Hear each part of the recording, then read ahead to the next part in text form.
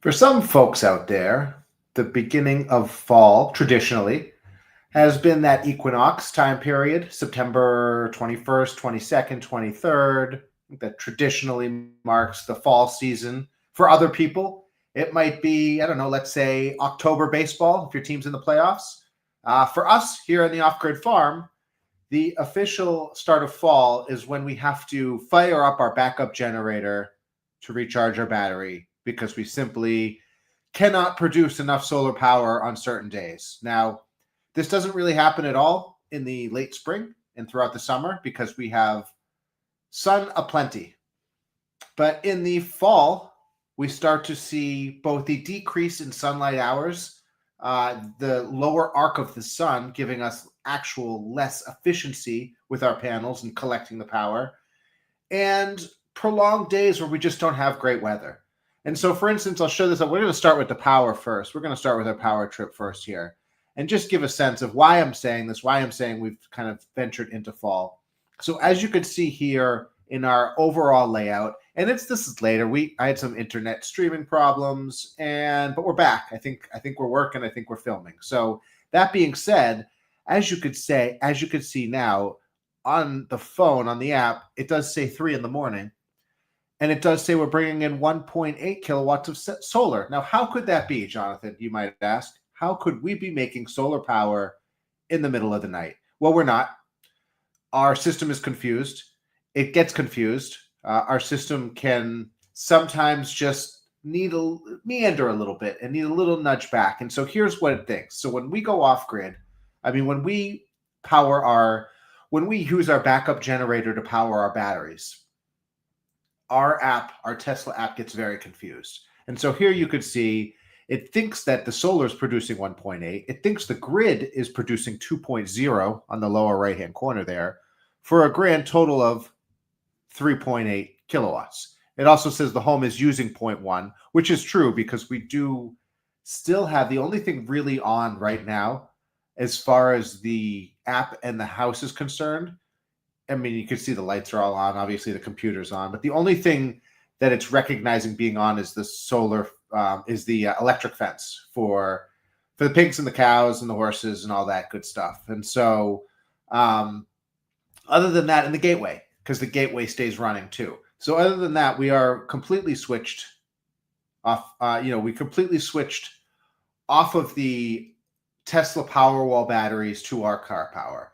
I'll show you what that looks like in a minute. But this just gives you a sense of the fact that we're not actually producing sun, nor are we on the grid. But as far as the app is concerned, we're getting our 3.8, 3.9 kilowatts from a combination of solar power and grid power.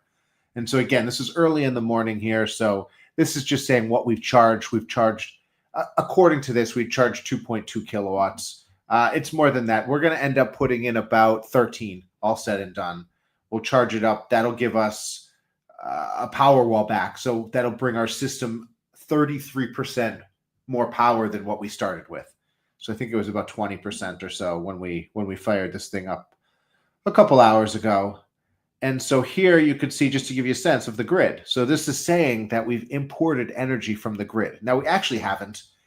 This is definitely an issue I would love to see addressed within the Tesla ecosystem, and particularly on their app, but just how it all interfaces.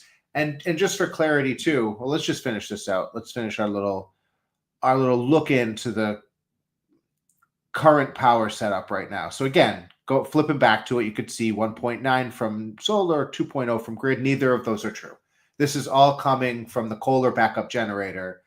And let's see if I have a I gotta take a better. I'll take a picture of that. I'll take a picture. I will do a Kohler backup generator dedicated video, just because that was one of the principal components that they meaning Tesla made us install before we even had the panels, before we had anybody out, any of the engineers out to even look at the possibility of installing the setup that we have at our house. We had to install this backup generator. And it is working right now. It's worked with varying degrees of success. It's a little bit of a fingers crossed. We just had it serviced, and the generator service company comes out here all the time and says, we don't know how this thing works, but it does. And in a perfect setup, a perfect scenario, I'm going to say this is also why we're running the generator right now to charge the batteries, and why we've switched to car power is because it's just been overcast. Not even super dark out today or anything like that, but as you could see, I'm walking up to our solar shed in the house, and you could see we're just not producing a lot of power at this point, and we really didn't for the last couple of days. 2 or 3 days ago we made some good power, but the last couple of days it's been this kind of overcast, and this layer of cloud cover really reduces the efficiency and the overall amount of solar power that we're able to collect. Oh, there's Huckleberry. There's Huckleberry and Posey walking down, and the cows. Hi, cows. So that being said, when we switched and charged the the power walls with the generator, we charged the house with the car. And so that's what this setup looks like. We have an adapter that we use, and it comes out of the charge port of our Ioniq 5. And then we have another adapter that we use to kind of convert the 220 volt amp power cord to the 110 that we could draw from the car. So it's just like a little dog bone converter, and so that gives us the ability to plug to basically to power the house with the car. I mean, this is really the key to powering the house with the car. This in our manual transfer switch. So that's the combination that we use to, as you can see, keep the lights on right now, keep the internet on right now. This is how we're powering the house. And so that's kind of where we stand right now. And so even though in the app it says that we're pulling power from solar in the grid, we're not. We're recharging our power walls with our generator, and we're powering our house with our car. And that tends to become, that's why I say it finally happened. We're finally into fall. This is what marks fall for us. Fall is marked by the generator turning on every once in a while. We don't run it all the time, but we do run it enough. And then again, in a perfect setting, how this was designed was that if the Tesla Powerwall batteries fall below a certain percentage, then the generator automatically kicks in to charge them up while simultaneously still keeping the house powered. Now, what we've found is that we simply can't keep the house powered and charge the batteries. And so that's the manual transfer switch, as we switch over to the car while we shut down the power walls and recharge them with the Kohler generator that they made us install. It's a very underpowered generator. It definitely does not do the job, but it does the trick in terms of keeping everything going for us. So that's sort of where we stand. Oh, and this is the last thing, is we have the pigs behind us too.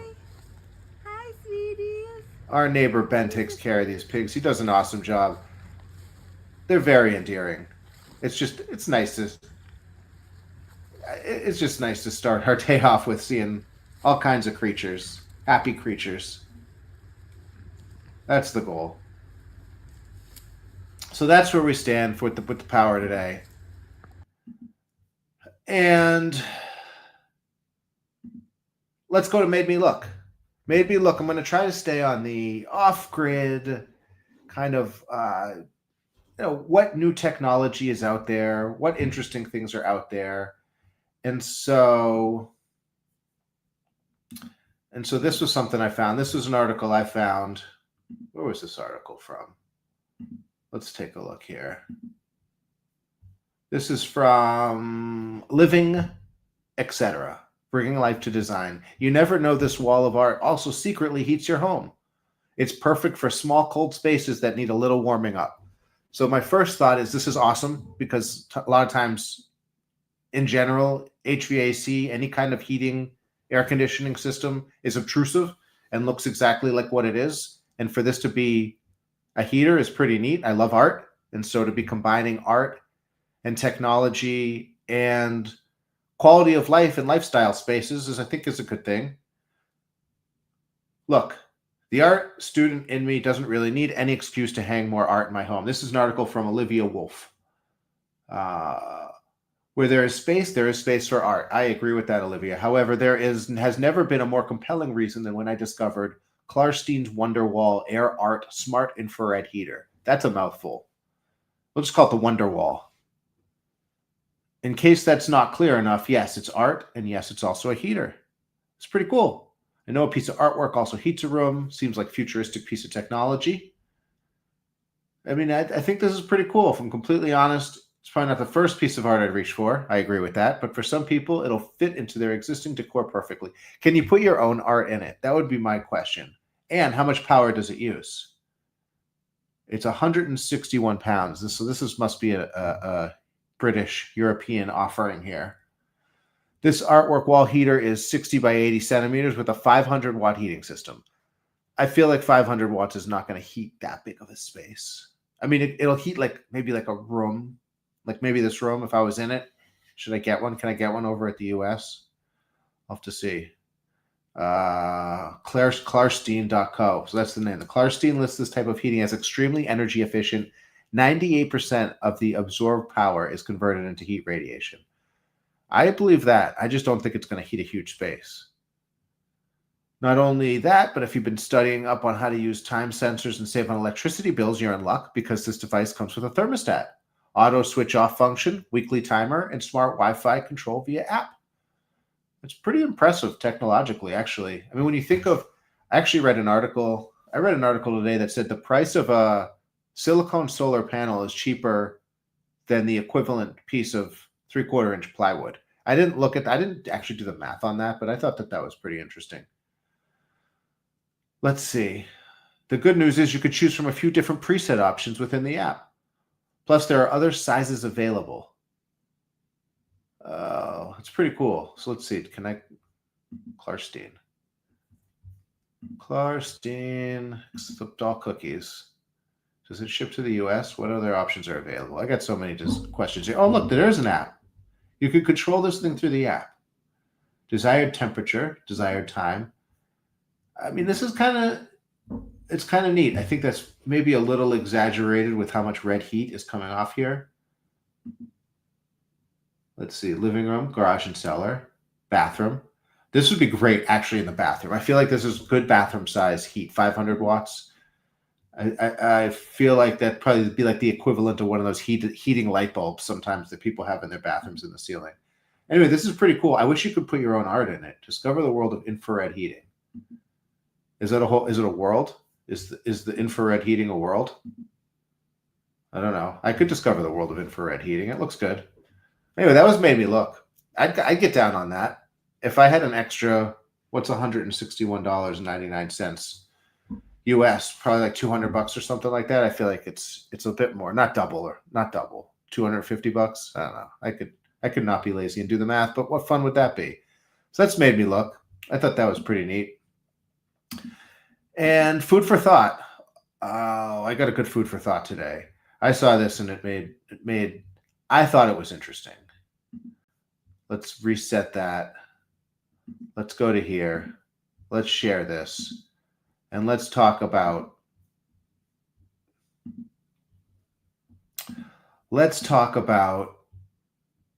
color, baby. Let's talk about I don't think the song was Let's Talk About Color.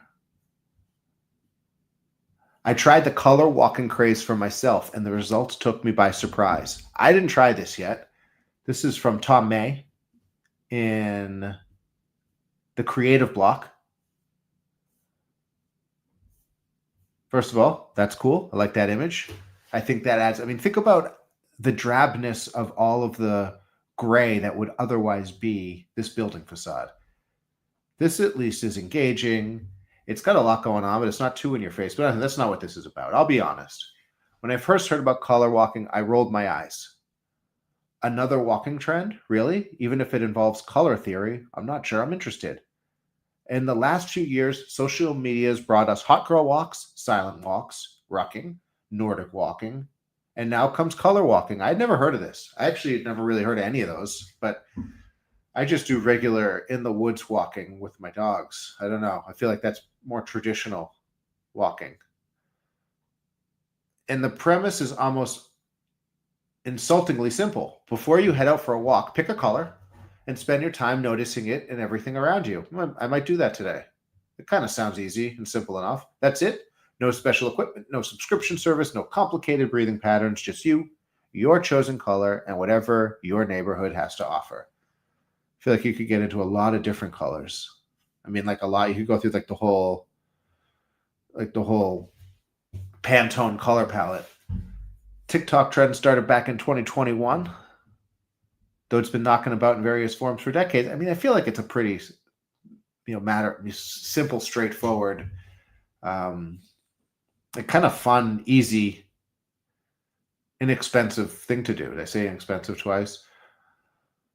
It's 3 a.m. I might say a couple things a couple times, which sound far more sophisticated than admitting you're following a social craze. People call it walking on colors. The idea is that by focusing your attention on seeking out one color, you naturally become more present, more mindful, and less tangled up in the anxious nonsense that usually clutters your brain.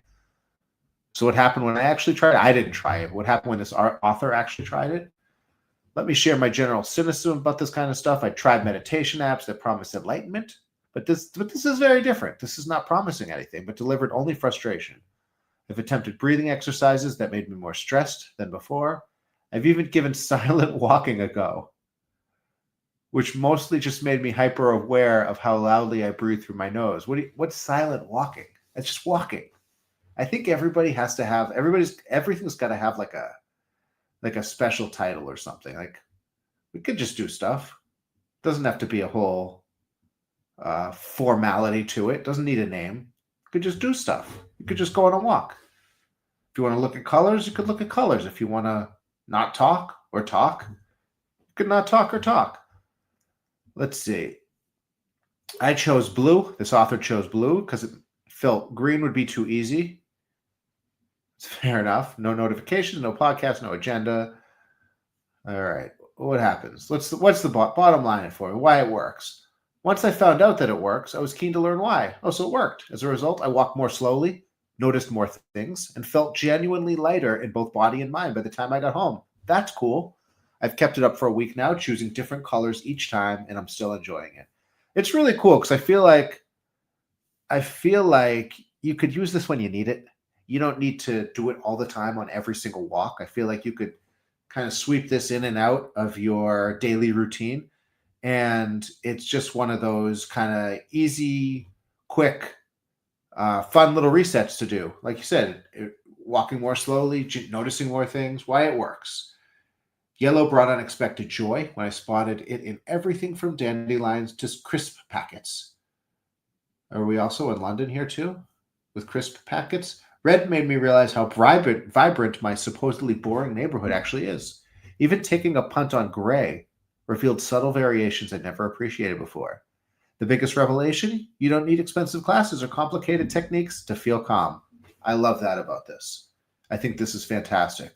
Sometimes the most simplest practices are the most effective, even if they do come from TikTok. Well, I'll tell you what, this didn't come from TikTok. No conversations on this thing. This didn't come from TikTok, but it was, given a platform on TikTok. It was allowed to breathe and maybe reach a lot more people because of TikTok. And I think that's pretty neat. So that's my food for thought. If anybody feels like going out on their morning walk, their afternoon walk, their daily routine, their work routine, and just picking up on some colors, we could just focus on the color. I like that yellow. Yellow does bring some joy and warmth. It's a little chilly here. It's getting a little chilly in the fall, as you can see, as turning on the generator, running low on power, thinking about heat in artwork. I mean, I guess the subtleties are in the air and it's a little chilly. So I'd say everybody just think warm, focus on warm colors, slow down your day, stay calm, and just know how much beauty in the world there really is around us, which is a really important thing to take the time and take the moment to appreciate and be grateful for. So that being said, I'm Jonathan the Painter. We are off the grid, even though the app thinks we're on the grid right now. We are off the grid, but we're charging up on the battery power. Let's see how we are. Are we almost done charging up? I could look right now. We could check in real time right now on the app. I got it here. Yep, we are back. We are full. We have a full power wall charged up. I'm going to switch back over from the car to the house because we've got enough power for our day, and I hope you do too. And that being said, I'll catch you soon. And be good to yourself. Be good to the people around you.